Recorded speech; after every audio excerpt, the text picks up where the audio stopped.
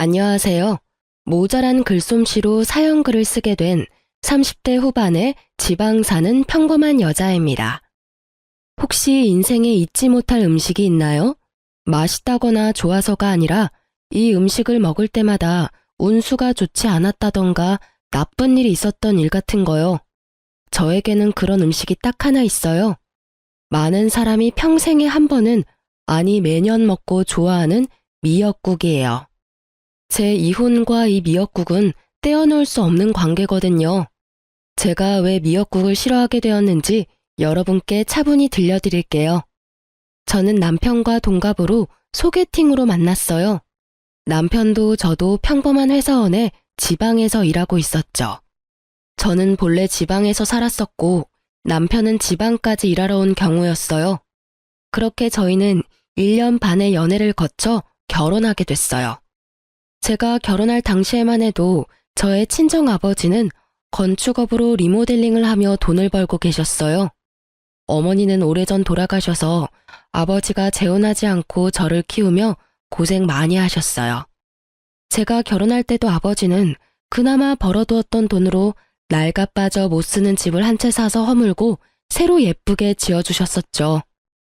1년을 고생하며 지어주신 게 저희의 신혼집이었어요. 당연히 집 명의는 제 명의였고요. 고마움과 기쁨을 담았고 남편도 당시 아버지께 감사하다고 했었어요. 그러나 저희 결혼하고 4년이 지났을 무렵 아버지가 일을 하다 다치셨어요.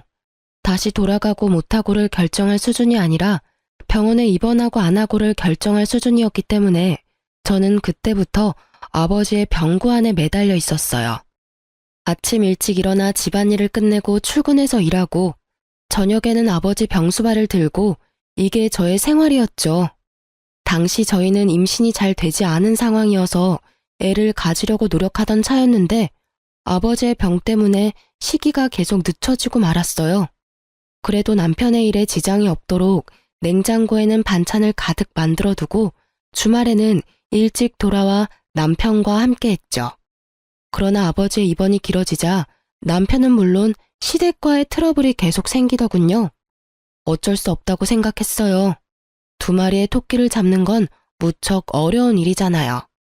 게다가 시댁은 악착같이 돈을 모아서 알부자가 된 사람들이라 시간을 금으로 아는 사람들이었거든요. 그 사람들에게 저의 병수발은 그야말로 시간을 허공에 뿌리는 것과 같다고 했어요. 시댁은 결혼할 때도 모은 돈을 아껴 썼어요. 그래서 원하던 결혼식도 하지 못했죠. 그때마다 돌아온 말은 엄마도 안 계시니 뭘 모른다는 말이었어요. 그때 왜 그 말을 참았는지. 차라리 화를 내고 결혼하지 않았더라면 더 나을 뻔했을지도 모른다고 생각해요. 그렇지만 당시에 저는 어렸고 이 결혼을 무르기에는 너무 멀리 왔다는 생각을 했죠. 결혼식 이후로는 시모가 친정에 대해 나쁜 말을 해도 꾹 참았어요. 시모가 어떻게 말하든 저는 외동딸로 아버지의 병고안을 멈출 수 없었고 그렇게 어영부영 시간은 흐르고 있었어요. 하루는 바쁘게 생활하다 저녁에 문득 달력을 보았는데 제 생일이었더라고요. 제 생일은 남편 생일보다 일주일 앞이었기 때문에 남편 생일을 생각하다 제 생일을 눈치챈 거죠. 하지만 이미 시간은 늦었고 그날 남편은 들어오지 않았어요. 문자로 제게 오늘 야근해야 해서 늦는다는 문자가 도착해 있었을 뿐이죠. 저는 한숨을 푹 쉬었어요. 그래, 바쁘면 그럴 수 있지. 그게 제 생각이었어요. 솔직히 이때쯤에는 그런 거 하나하나에 의미 부여하며 나를 챙겨주지 않은 남편을 탓할 힘도 의지도 없었어요. 게다가 나이가 30대에 내 생일 안 챙겨줬다며 투정 부리는 것도 웃기잖아요. 저는 그냥 이번 생일은 그냥 넘어가자 하고 편하게 생각했어요. 그래도 남편 생일은 챙겨줘야겠다 싶었는데 하필이면 그날 아버지 수술 날짜가 잡혀 있었어요. 남편과 함께 있었으면 했지만 아버지의 보호자가 저뿐이니 어쩔 수 없이 아침에 남편 미역국을 한솥 해놓고 냉장고에는 찜갈비와 잡채를 미리 해두었어요. 저는 탁자 위 쪽지에 용건과 축하한다는 말을 써놓고 병원으로 향했어요. 아버지의 수술은 그리 성공적이지는 않았어요. 그냥 상태를 지켜볼 수밖에 없다는 상황이었죠. 아버지가 정신을 차릴 때까지 병원에 있다 보니 이미 저녁 시간대가 되었더군요. 아버지는 매번 이곳에 와 있는 딸에게 고마워하면서도 미안한 마음을 가지신 것 같았어요. 저에게 가장 많이 한 말이 자신이 제게 짐이 된 것 같다는 표현이었죠. 저는 그런 말 하지 말라고 웃으며 아버지를 달랬어요. 남편이 잘해준다. 걱정할 거 없다. 그 사람이 나 대신 집안일도 잘해준다. 이렇게 거짓말을 늘어놓으면서요. 아버지가 걱정할 만한 일을 전하고 싶지는 않았어요. 제가 한 말이 거짓말이라 하더라도 아버지에게 마음의 위안이 될 수 있었다면 다른 거짓말도 많이 했을 거예요. 그렇게 저녁 9시쯤 저는 집에 도착했어요. 지친 몸을 이끌고 집 안에 들어서는데 현관에 신발이 가득하더군요. 평소보다 많은 신발에 이 늦은 시간에 누가 왔나 싶어서 안으로 들어갔더니 시모, 시부 남편까지 거실에서 TV를 보며 저를 기다리고 있었더군요. 어머님, 아버님, 당신까지 오늘 무슨 일 있었어요? 왜 저희 집 거실에서... 너 여태껏 어디서 놀다 왔어? 놀다 오다뇨. 오늘 아버지 수술 날짜 잡혀서 아버지 수술하는 거 기다리고 깨시는 것까지 보고 왔어요. 허구한 날 그놈의 아버지. 예, 너는 아직까지 결혼한 게 실감이 안 나니? 출가 외인이라는 말이 왜 생겼는지 몰라? 너 시집 오면 우리 집에 충성해야 하는 거야, 충성. 제가 충성을 안 하는 게 있었나요? 시댁 어르신들 생신 때든 어버이날이든 추석 명절에도 꼬박꼬박 가고 김장도 빠진 적 없고요. 일주일에 한 번씩 꼬박꼬박 전화도 드리는데 제가 뭔가 모자란 게 있었나요? 너희 아버지한테 너무 목매는 거. 아무리 사돈어른이 혼자서 힘들게 사신다고 해도 너는 우리 집에 더 노력을 해야 하잖아. 너 오늘 네 남편 생일인데도 다 잊어버렸더라. 내가 그 이야기를 듣는데 어찌나 마음이 아팠는지 모르지? 내가 얘를 어떻게 키웠는데, 그렇게 정성을 다해서 키웠는데 네가 어떻게 애 생일날 미역국 하나 안 끓여줄 수가 있어? 너희 아버지가 그렇게 대단하니? 그렇다고 내 아들 핍박할 이유는 없잖아. 이럴 거면 결혼은 왜 했니? 혼자서 홀아버지 모시고 쭉 살면 됐지. 어머님, 제가 왜 남편을 핍박해요? 당신 설마 지금 내가 생일상 안 차려줬다고 부모님 모셔온 거야? 나이가 35인데 나한테 이야기하면 될 걸 굳이 부모님까지 모셔와서? 저는 웃음밖에 안 나왔어요. 이 상황이 진짜 웃겼거든요. 나이 35에 마누라가 미역국 안 차려줘서 시모에게 일러바친 남편. 이게 무슨 꽁트인가 싶은 정도였죠. 실수가 실실 나오려는 걸 참으면서 남편에게 말했죠. 당신 혹시 밥 차려 먹으려고 생각은 했어? 내가 탁자에 쪽지 남겨놨는데 못 봤나 봐? 그제야 남편이 흠칫하더군요. 나도 밥 차려 먹으려고 했지. 그리고 쪽지? 난 못 봤는데. 이상하네. 밥 먹으려면 테이블을 봐야 하잖아. 그래서 일부러 수저통에 넣어뒀는데 아예 밥을 안 차려 먹었어? 그리고 미역국도 한 솥 끓여놨는데 못 봤어? 지금도 그 자리 그대로 있는데? 저는 남편에게 미역국 솥을 가리켰어요. 남편이 말을 못하더라고요. 당신 생일에 아버지 수술이라 미안한 마음에 미역국이라도 끓여놓고 갔는데 아예 밥 먹을 생각 안 하고 밖에서 먹었나 보네? 그러면 냉장고에 있는 찜갈비랑 잡채도 못 봤겠네? 남편이 그 이야기에 우물쭈물하자 시모가 남편을 거들고 나섰어요. 아니, 만들어 놓기만 하면 뭐해? 같이 축하를 해줘야지. 생일을 챙긴다는 건 상대방을 존중해준다는 말이야. 넌 어떻게 된 애가 그런 기본적인 것도 몰라? 이렇게 미역국만 차리고 간다고 네 할도리 다 했다고 생각하나 본데 절대 그런 거 아니거든. 이 상황은 며느리 네가 잘못한 거야. 가족을 사랑한다는 마음이 없는 거지. 그 말에 툭 하고 제 이성이 끊겼어요. 참자 싶었거든요. 솔직한 말로 아버지 병원 왔다 갔다 하는 것만으로도 모든 체력을 다 써서 굳이 말다툼도 하고 싶지 않았어요. 그런데 갑자기 존중 어쩌고 하니까 더 열받은 거죠.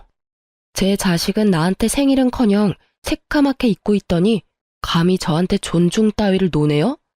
저도 열받아서 한마디 했어요. 존중요? 어머님은 제 생일이 언젠지 아세요? 시모가 입을 꾹 다물더군요. 아버님도 모르시죠? 여태껏 한 번도 저를 축하해 주신 적이 없으니까요. 그리고 당신은 내 생일 기억이나 해? 남편이 쭈뼛거리더니 그제야 아차 싶은 표정으로 말하더군요.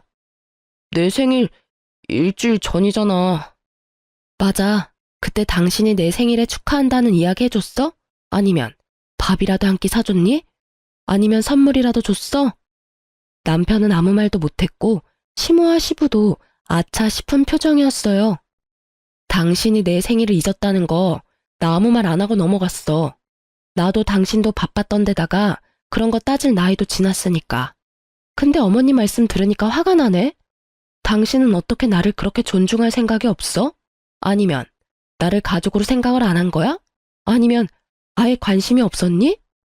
제가 쏘아붙이는 말에 남편도 시모도 절절 매더군요. 시모는 본인이 한 이야기가 있으니 뭐라 하지도 못하고 남편은 잊어버린 게 본인이 맞으니 아무 말 못하고. 그런 건 아닌데. 아이씨, 엄마는 왜 별것도 아닌 거로 이렇게 집에 와서 난리를 쳐대. 그냥 조용히 넘어가도 됐잖아. 뭐? 네가 나한테 와서 며느리가 너한테 신경 안 써준다고 한마디 해달라고 그랬잖아. 뭐 결국은 그런 거죠. 남편이 또 나이값 못하고 시모에게 떼쓰더라고요. 일러 바친 남편이나 그 말 듣고 아들 집에 와서 며느리 잡는 시모나 50보 100보 똑같은 사람들이죠. 저는 그런 남편에게 말했어요. 하긴 아픈 장인 병원에 한 번을 안아보는 당신이 나를 가족으로 생각했을 리가 없지. 안 그래? 매번 내가 아버지 병원에 가는 거 싫어했잖아. 그래서 매번 그걸로 싸우고. 솔직하게 말할게. 장인어른 아프다는 소리에도 병원 한 번 안 오는 너한테는 미역국 하나 끓여주는 것도 다행으로 생각해. 시어른과 남편은 제게 아무 말도 못했어요. 자기들이 하는 말을 그대로 돌려줬잖아요. 존중? 가족 사랑? 그게 없는 사람이 누군데요? 열받은 저는 멀뚱멀뚱한 세 사람을 두고 부엌에 가서는 아침에 만들어 놓은 미역국을 모두 싱크대 배수구 거름망에 촥 부어버렸어요. 그리고 다른 반찬들도 싹 다 꺼내서 음식물 쓰레기통에 확 부어버렸어요. 아깝다는 생각은 전혀 들지도 않고 그냥 그 순간은 속이 시원했어요. 내가 저런 남자한테 먹이려고 미역국을 만든 게 정신 나간 짓이지. 두 번 다시 내가 미역국을 만드나 봐라. 다 들으라는 식으로 크게 혼잣말하고 시원하게 쏟아붓는 미역국을 보니 그나마 막힌 속이 조금은 뚫리는 기분이었죠. 시모도 시부도 남편도 그런 저를 말리지 못하더군요. 결국 남편은 쭈구리가 돼서 방에 틀어박혔고 시부모는 부랴부랴 저희 집을 떠났죠. 저는 이때부터 남편에게 화가 나기 시작했던 것 같아요. 우리끼리 조용히 해결해도 될 일에 시부모를 끌어들이는 생각 없는 사람이 내 남편이라는 것도 너무 짜증났고요. 이렇게라도 정리가 돼서 다행이라고 생각하고 있었죠. 저는 이때 이 사람들이 제게 더 반박하지 않은 게 다 본인들이 잘못했다는 걸 깨달아서 그런 거라고 생각했는데 그게 아니라 다른 음흉한 생각이 있었던 거예요. 제가 그걸 알게 된 건 아버지의 3일장 마지막 날이었어요. 미역국 사건이 있고 몇 달 안 돼서 아버지는 결국 돌아가시고 말았어요. 너무 죄송한 마음이 많이 들었어요. 손주 한 번 안겨드리지도 못했고 맛있는 거 대접도 제대로 못 해드렸는데 이렇게 허망하게 가실 줄은. 저는 저대로 힘든 상황에 봉착했어요. 당시에 일을 하고 있었음에도 생활비를 제외한 돈은 거의 대부분 아버지의 병원비로 들어갔어요. 실비로 나온 것도 많았지만 그 외의 비용도 만만찮게 많이 들었었거든요. 결국 친정집은 아버지가 돌아가시고 완전히 폭삭 사라져버렸죠. 아버지가 노후를 보낼 생각으로 구해두었던 집은 결국 빚만 잔뜩 남긴 채 다른 사람에게 팔려갔고 딸인 제게 남은 건 몇만 원 남지 않은 아버지의 통장들이었죠. 이미 결제한 장례식 비용을 어떻게 갚아야 하나 걱정하던 중 남편과 시댁에서 저를 찾아왔더군요. 이제 막 모든 것이 끝나고 마음을 추슬러야 하는 이때 그들이 저를 데리고 간 곳은 한정식 가게였어요. 저는 처음으로 이 사람들이 고생한 나를 위해 이곳에서 식사를 대접해준다고 생각했어요. 여태까지 서운하고 힘들었던 마음이 천천히 녹아드는 기분이었죠. 하지만 이상하다는 생각도 했어요. 시부모와 남편 신우가 저를 무척이나 살피는 표정으로 바라보았거든요. 이상하게 생각하기는 했지만 깊이 생각하지는 않았어요. 아니, 생각할 여유가 없었다는 게 맞는 말일 것 같아요. 그렇게 한정식 코스 요리를 다 먹고 났더니 마지막으로 식사가 나왔어요. 그런데 제 식사에 미역국이 나왔더군요. 저는 주변을 보았어요. 나머지는 미역국이 아니었거든요. 제 생일도 아닌데 왜 미역국을 주나 싶었는데 식사가 얼추 끝났다 싶었는지 그제야 시모가 입을 떼더군요. 그래, 고생했다. 아버지 3일장 끝났으니 이제 한시름 놓을 수 있을 거야. 네.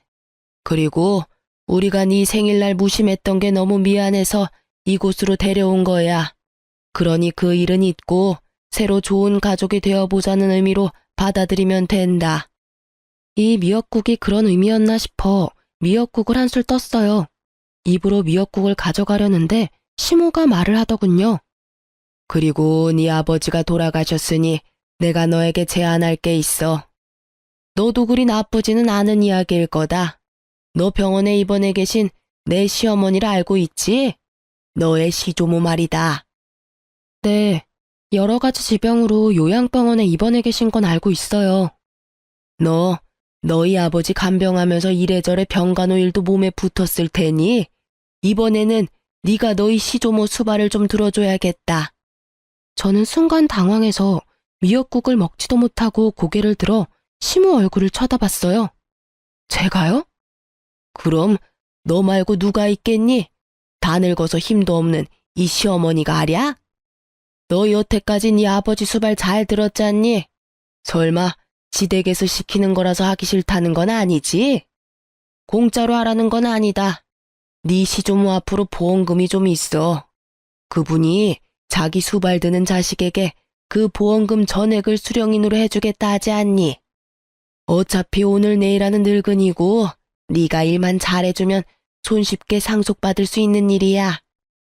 당시 시조모는 간병사가 모시고 있었는데 시조모는 가족들이 자기를 버렸다고 생각한 것 같았어요. 그러면서 수발 들어주는 사람에게 남은 재산인 보험금을 주겠다고 했던 거예요. 시부의 형제자매가 이남 일녀였는데 하겠다고 나선 사람이 선뜻 없던 모양이에요. 그리고 아무 지식도 없는 큰아버지의 손주가 간병하러 갔다가 시조모에게 욕만 얻어먹고 쫓겨난 모양이라 이 사람들은 제가 그 역할에 딱 안성맞춤이라 생각한 모양이더군요. 눈앞에 미역국이 갑자기 꼴도 보기 싫어지면서 제가 여태 이 방에서 먹은 것들이 역겹게 느껴졌어요. 이 사람들이 내게 마음을 써줄 리가 없다는 게 너무나 확 다가왔거든요. 그럼 제가 시조모님을 모시면 그 수령이는 제 이름이 되는 건가요? 그건 아니지. 당연히 아들 이름으로 들어가게 되는 거지. 그럼 안 할래요. 할 필요가 없잖아요. 어차피 남편 이름으로 들어가면 저한테 한 푼도 안 떨어질 테니까. 여보, 무슨 소리야. 내가 당신 섭섭지 않게 잘 챙겨줄게. 부모님 나 당신 3등분하면 딱 되지 않을까? 무슨 소리야. 왜 이야기가 그렇게 돼? 고생은 내가 다 하는데 당신이랑 시부모님은 왜 돈을 그만큼 가져가? 아, 지금 남의 돈 욕심내는 거야? 솔직히 그 보험금이 당신 돈은 아니잖아. 우리 할머니 할아버지가 모은 돈을 왜 네가 다 가져가려고 하는데? 그럼 나한테 시키지를 말아야지. 솔직히 나도 하고 싶은 마음도 없고 돈도 얼마 안 되는 것 같고. 안 그래? 그럼 그냥 그 돈 큰아버지나 고모님 주면 되지. 내가 안 하면 그 돈 구경도 못하는 건 그쪽이잖아. 당신도 말하는 거 웃기네. 내가 돈 욕심을 내? 욕심내는 게 누군데? 나야 일하고 정당하게 받는 거라고 치지만 당신이랑 어머님은 아무것도 안 하고 내가 고생한 거 홀라당 하겠다는 거랑 뭐가 달라? 재주는 곰이 부리고 돈은 주인이 받는다더니 딱 주인 노릇하려고 그러는 거 내가 모를 줄 알았어? 보자 하니까 사람을 아주 집안에 달린 식모처럼 부리려고? 야, 적당히 까불어. 누가 언제 너 식모처럼 부린대? 말 똑바로 해라. 돈 준다잖아. 솔직히 장인어른 아플 때는 돈 없이도 수발 잘 만들더니 왜 시자가 들어가니까 하기가 싫어? 솔직히 네 아버지 노가다로 돈도 못 벌고 고생만 했잖아. 돈 한 푼 없는 영감 모실 때는 효녀인 척 다 하더니 왜 우리 할머니 보험금 많다니까 그 돈 탐나서 이런 식으로 뻣뻣하게 구는 거야? 너 지금 우리 아버지한테 뭐라고 했어? 이 새끼야, 지금 네가 살고 있는 그 집도 그 노가다 하는 아버지가 준 집이다. 와, 네가 이런 식으로 생각하는 줄 알았으면 애저녁에 너랑 인연 끊어버리는 건데. 그리고 네가 돈 준다면 내가 그 수발 드는 거 할 줄 알았어? 천만금, 아니 억만금을 줘도 나 그 집에서 수발 안 들어, 미친 새끼. 그 집구석에 자식 손주가 몇 명인데 내가 수발을 들어? 그리고 어떻게 된 집구석이 그 많은 사람 중에 한 사람 나서서 들겠다는 놈이 없어? 양심은 어디다 갖다 팔아먹었니? 남한테 대리효도 시키고 돈 빼내가는 도둑놈 같은 놈이 남의 아버지를 욕해? 그만해라. 너 남편한테 그런 말버릇은 너무하지 않니? 그리고 하기 싫으면 관둬. 대신 그거 하기 싫으면 이혼해. 어차피 우리도 너한테 정 같은 거 없어. 가족이 서류로 연결만 된다고 가족이니? 끈끈한 피가 없이는 가족이 못 되는 거야. 너 대신 우리도 좋은 며느리 찾아볼 테니까 너도 네 갈 길 가. 보자 하니 아주 남편을 쥐잡듯 잡고 있어. 너는 시부모가 눈 시퍼렇게 뜨고 보고 있는데도 아주 남편을 잡는구나. 생각이라는 게 있긴 하니? 이혼하라고 그러면 제가 겁나서 예, 수발 들게요 할 줄 알았나 봐요. 근데 어쩌죠? 저도 이제는 더 이상 그쪽 집안이랑 상종도 안 하고 싶은데. 자식 새끼를 어떻게 키우면 저렇게 장인어른한테 막말하는 놈으로 키울 수가 있어요? 게다가 여태껏 그런 성격도 잘 숨기고 있었네. 우리 집에서 편하게 들어와 살면서 열심히 우리 아버지 씹었겠네? 노가다 하는 영감이 해준 집에 돈 한 푼 없이 얹혀 들어와서 살았던 주제. 이혼할 테니까 오늘 내로 당신 짐 챙겨서 나가. 나 당신이랑 같이 사는 거 완전 징그럽고 더러워. 제 말에 벙친 건 남편이었어요. 갑작스레 이혼 이야기가 오가니 본인도 놀란 듯 하더라고요. 뭐 놀란 건 시부모도 마찬가지였지만요. 이혼하라고 하면 제가 겁나서 알겠노라 할 줄 알았나 보더라고요. 그런데 어느 딸이 아버지 모욕당하는데 가만히 있어요? 그런데 남편이 저한테 한숨을 쉬며 진짜 동정심 가득한 표정을 지으며 말하더군요. 당신 지금 제정신이야? 이 집 팔아봐야 얼마 안 나와. 그리고 어차피 재산 분할하면 이 집 판 금액도 나눠야 하고. 어차피 여기서 나쁜 건 당신인데 왜 당신이 당당하게 이혼하자고 하는 건데? 너 돈 있어? 어차피 당신 아버지 병수발 든다고 돈 다 썼을 거 아니야. 괜한 고집 부리지 말고 그냥 하겠다고 해. 그러면 완만하게 끝날 일이잖아. 이혼은 당신 어머니가 하라고 했고 나쁜 건 내가 아니라 너고. 나를 유책 배우자로 만들고 싶은 모양인데 시댁 병수발 강제로 들라고 하는 거 문제 있는 거 몰라? 그리고 남의 아버지 모욕한 것도 문제 있고 나 동정하기 전에 당신부터 동정하는 게 어때? 지금 이 집에서 나가면 어차피 당신 시댁 들어가거나 전세 월세 가야 할 텐데 당신도 돈 그리 많은 건 아니잖아. 안 그래? 오지랖 넓게 내 걱정은 하지 마. 나 알아서 할 테니까. 제 말에 남편도 시부모도 마치 저를 정신 나간 사람처럼 보더군요. 제가 이혼을 선택한 게 그 사람들한테는 어이없는 일이었던 것 같더라고요. 그렇지만 이 상황에서 어떤 여자가 시댁의 저런 요구를 받아들일 수 있겠어요? 돈 문제를 떠나서 남의 손으로 효도를 시키겠다는 그 마인드 자체가 잘못돼도 한참을 잘못된 거죠.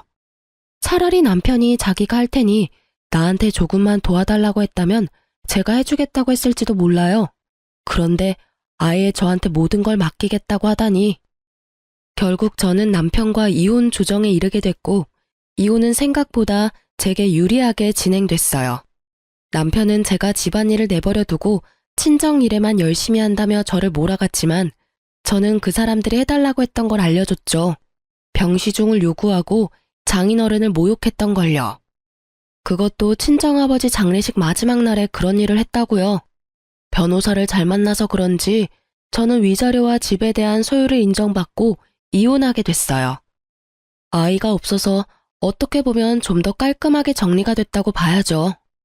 그리고 법적으로 서류상으로도 이혼이 정확하게 완료된 날, 저는 미뤄뒀던 일을 한 가지 해결했어요. 바로 아버지의 사망보험금을 타는 일이었죠. 아버지가 병원에 입원하고 통장 관리는 거의 제가 하고 있었는데 매번 아버지가 30만 원 정도는 통장에 넣어두라고 했었어요.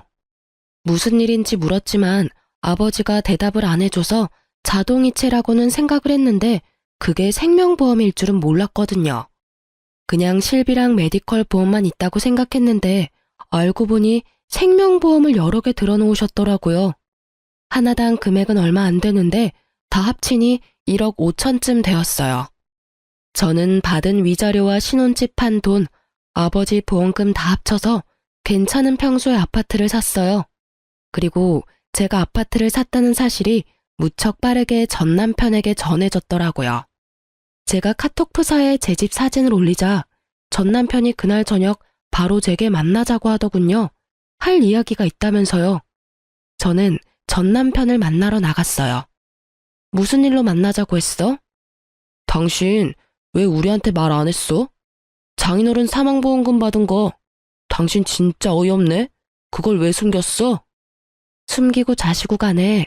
아버지 3일장 끝나자마자 나를 한정식 집에 가서 이혼하도록 만든 게 당신이랑 어머님이잖아. 아니, 보험이 있다는 걸 그 뒤에 알았는데 왜 내가 당신한테 그런 걸 이야기해야 해? 당신이야말로 어이없는 소리 하네. 남편의 행동은 아주 가관이었죠. 마치 우리 아버지 사망보험금이 자기 것이라도 된 양 행동하는 게 너무 웃겼죠. 난 당연히 그거 물어볼 수 있지.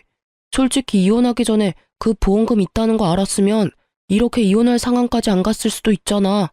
나도 좀 더 관대한 마음으로. 관대하기는 지랄하고 자빠졌네. 이건 무슨 똥 같은 소리야? 뭐 잘못 먹었어? 아니면 오늘 컨디션이 영 안 좋아?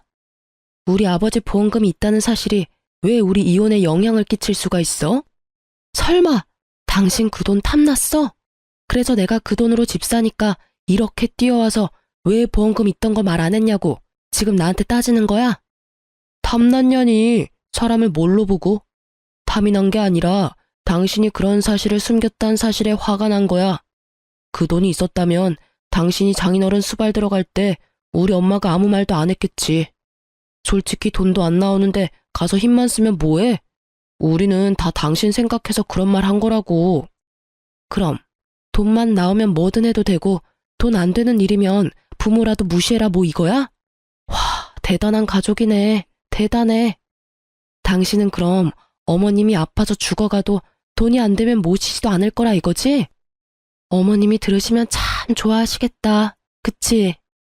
대놓고 빈정거리는 제 모습을 보더니 남편이 버럭 화를 내더군요. 그런 말이 아니잖아. 다 당신 생각해서 한 말이라고.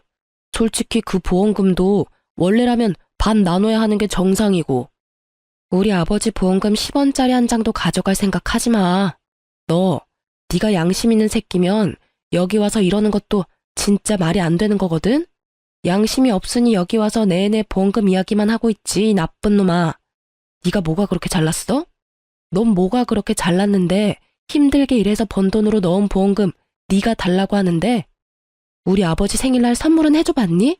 아님 아버지 아플 때 병원에 얼굴 비추기를 했어? 생각할수록 네가 우리 아버지한테 못한 것만 생각나는데 잘한 거 있으면 말 좀 해줄래? 그런 놈이 뭐? 보험금? 아주 지랄을 해요, 지랄을. 내가 아버님한테 뭘 그렇게 못했는데 솔직히 남들 하는 만큼은 했잖아. 네가 무슨 말을 해도 나는 네가 그 돈 혼자 다 먹으려고 그러는 것으로밖에 안 보여. 결과가 그렇잖아. 장인어른도 나한테는 아버님인데 왜 네가 그걸 다 가져가냐는 거지. 아, 말도 안 통하는 새끼. 이 돈이 왜 네 돈이야.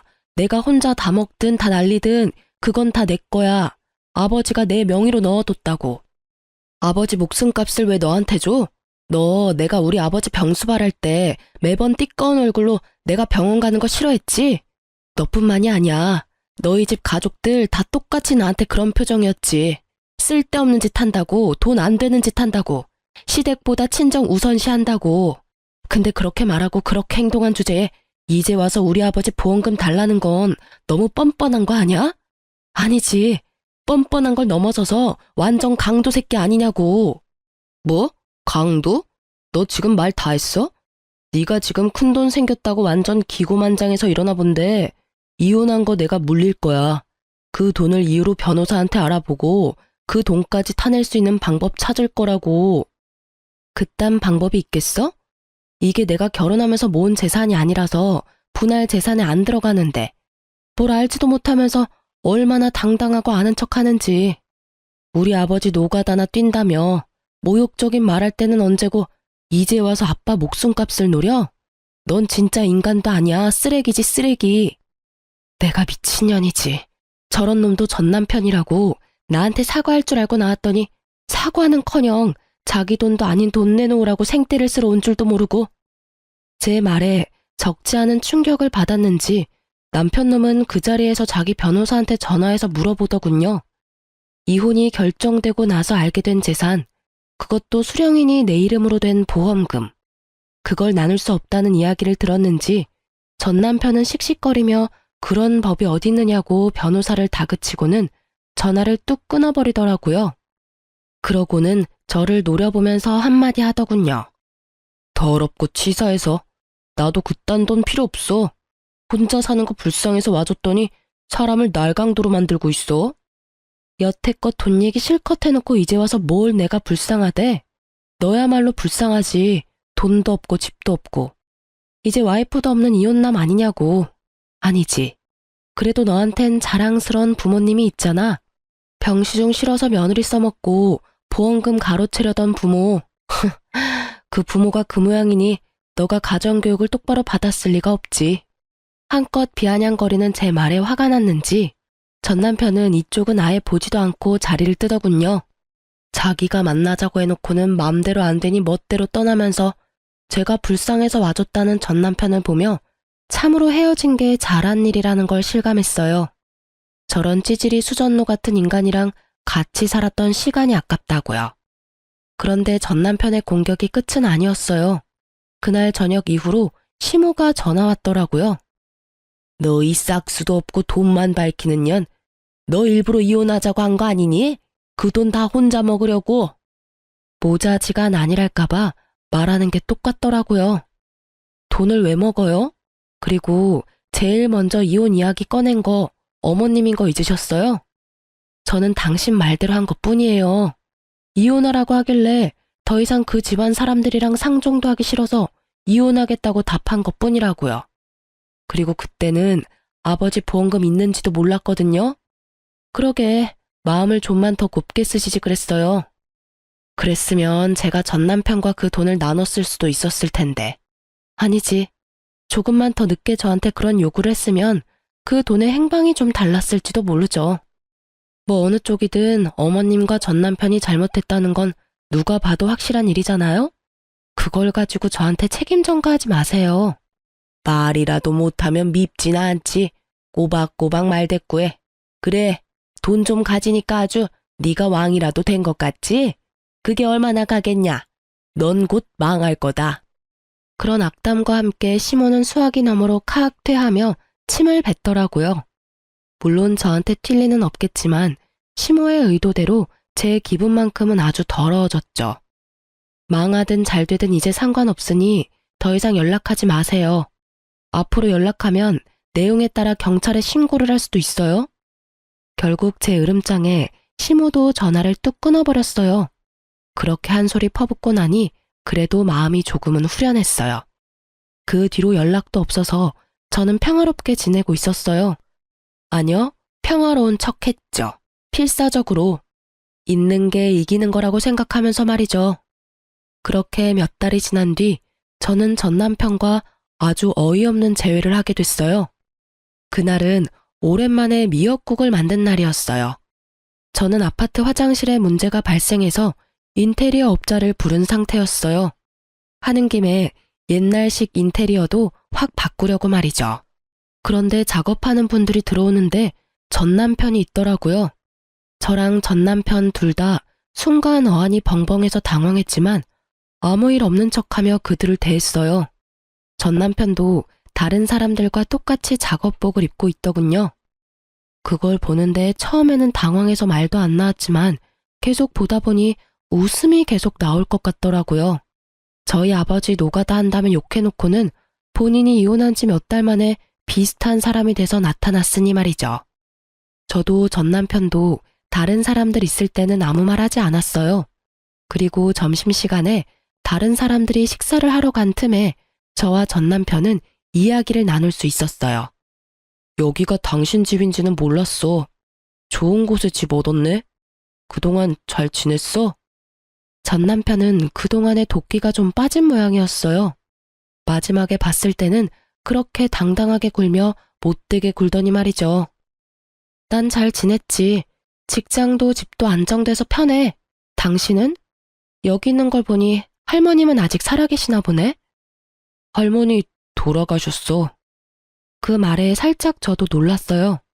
돌아가셨다니 안 된 일이지만 보험금 받아놓고 전 남편이 이리 사는 게 이상해서 물었죠. 당신 그때 할머니 모시러 간다고 하지 않았었나? 당신 어머님이 나한테 시주머님 모시라고 할 때 그때 이야기해줬었잖아. 그분 모시면 돈 나온다고. 아, 다른 사람이 결국 할머님 수발든 거야? 아니야, 내가 다 했어. 재혼하려니 시간이 촉박하고 어머니가 며느리한테 우리 목 나눠주느니 우리끼리 나누자고 하시는 바람에. 근데 알고 보니 다 거짓이었더라고. 뭐가? 거짓이랄 게 있어? 누가 거짓말을 했는데? 할머니가 가지고 계신다던 그 보험금이 아예 없는 거였어. 돌아가시기 전에도 이상하다 생각은 했었거든. 나가는 보험료가 얼마 안 되는데 그 큰 액수의 보험금이 있다니 말이야. 보험금 2억이랬나? 그때는 눈이 멀었었지. 그런 의심이 들었는데도 확인도 안 해보고. 아, 보험을 완납해서 그런가 보다 했거든. 근데 아니었어. 아예 생명보험 자체가 없었더라고. 설마. 제 말에 남편이 쓴웃음 지으며 말하더군요. 보험이 없었으면 차라리 나을 뻔했지. 근데 애매한 보험 하나가 있는데 거기서 할머니 돌아가시자마자 보험 대출 받은 거 갚아야 한다고. 결국은 가족들끼리 돈 보태서 갚고. 근데 어차피 얼마 안 되는 보험이면 대출 금액도 얼마 안 됐을 텐데. 갑자기 이렇게 돈이 없어질 리 없잖아. 월급에서 갚으면 금방 갚을 돈인데. 예리하네. 사실 할머니 보험금 이야기만 믿고 일 그만두고 사업을 크게 벌렸거든. 대출도 마구잡이로 하고 투자금도 여기저기서 끌어들였는데 결국 완전 망해버려서. 나 혼자 대출하고 투자금 받고 했으면 그나마 나았을 텐데 부모님 그 보험금 믿고 내 사업에 뛰어드시는 바람에 다 같이 망해버렸지. 부모님이 악착같이 모아놓은 돈 다 털어서 빚 갚고 나니까 남는 게 없더라. 집 하나 있던 것마저 넘어가 버린 데다가 할 수 있는 일이 없어서 배달일 했는데 여기저기 바쁘게 뛰어다니는 건 체력 때문에 힘들고 돈도 많이 안 돼서 결국은 노가다 하는 거지. 이야기를 듣고 있으니 아주 한숨이 푹 나오더군요. 이렇게 될 줄 알았다고 하면 참으로 나쁜 말일까요? 그래, 일은 몸에 맞아? 우리 아버지가 어떻게 돈 벌었는지 확인해보니 기분이 어때? 그냥 미안하다고 생각해. 내가 그때는 왜 그랬나 싶은 거지. 아주 복에 겨워서. 투정 부리다가 일 다 망친 느낌이야. 당신이 아버지 병시정 들면서 본가에 자주 왔다 갔다 했거든. 밥 먹으러도 가고 할 일 없으면 가기도 하고. 그랬더니 부모님들 생각이 나한테 옮은 것 같아. 너와 연애하고 결혼할 때는 내게도 그런 편견 같은 건 없었을 텐데 내가 왜 그랬을까 싶기도 하고. 솔직히 지금도 당신이랑 이혼한 건 모르고 싶기도 해. 그때 내가 한 선택은 온전한 내 선택이 아니었으니까. 그래서 말인데 당신도 여전히 혼자인 것 같고 나도 다른 여자는 없어. 이번에야말로 애 낳고 잘 살아보지 않을래? 결국 마지막에는 전 남편이 재결합 이야기를 꺼내더군요. 애가 없다는 게 이토록 다행이라고 생각할 줄이야. 아마 애가 있었다면 남편은 더욱 집요하게 저를 설득하려 했을지도 몰라요. 아니? 나는 당신이랑 다시 살 생각이 전혀 없어. 당신이랑 같이 살며 내 아버지한테 미안한 기분만 들거든. 그리고 당신이 아무리 바뀌어도 바뀌지 않는 게 있어. 이미 상처 입은 내 마음 말이야. 그건 어떤 걸로도 치유되지 못하고 어떤 식으로든 해결하지 못해. 재결합을 하면 더 단단하게 굳어질 거라고 생각해? 아니, 틀렸어. 재결합을 하면 아슬아슬하게 이어붙인 조각들이 언젠가는 예전보다 더 잘게 조각나고 말 테니까. 이쯤에서 그런 생각은 접어. 나는 당신이 사과했으면 됐어. 더는 관여하고 싶지 않을 뿐이야. 제 말에 전 남편이 고개를 떨구더군요. 자신의 제안을 거절해서 풀이 죽은 건지 화가 나는 건지 모르겠지만요. 이야기는 그 정도쯤에서 마무리가 되고 말았어요. 저는 전 남편이 떠나고 나서는 미역국을 모조리 싱크대 거름망에 다 부어버렸어요. 미역국이 마치 저에게 안 좋은 일만 가져다 주는 것 같아서요. 왜 꼭 그날이었을까 싶어요. 물론 우연이었겠지만. 그날 이후로 저는 미역국을 아주 극도로 거부하게 됐어요. 그리고 그 이후로 저는 연애를 하는 중이에요. 사람으로 받은 상처는 사람으로 덮으라는 친구의 말을 듣기로 했거든요. 솔직히 한번 이혼한 여자를 받아주려는 사람이 있기는 할까 싶었는데 세상에는 저보다 더 어이없는 일로 이혼당한 남자도 많더라고요. 그런 남자 하나 만나서 지금은 연애도 일도 하며 즐겁게 지내고 있어요. 지금 만나는 남자도 이혼남인데 상대방은 애가 있다는 점에서 저도 망설이고 있기는 해요. 다정하고 친절하고 가족들도 모두 친절하고 상냥한 사람이라 제가 미역국을 엄청나게 싫어하는 걸 알고는 매년 생일에는 미역국 대신 케이크로 생일을 축하하자고 해주는 사람이죠. 그래서 웬만하면 놓치고 싶지 않아요. 그렇지만 한편으로는 이런 생각도 해요. 제 전 남편도 처음부터 그렇게 나쁜 사람은 아니었다는 걸요. 그 사람도 처음에는 뭐든 이해해주고 같이 고민해주는 착한 사람이었거든요. 시간이 흐르면서 변하는 사랑만큼 추한 건 없는 것 같아요. 사랑이 우정이나 정이 된다면 모를까. 저처럼 사랑이 원수가 되면 끝맛이 참 씁쓸하거든요.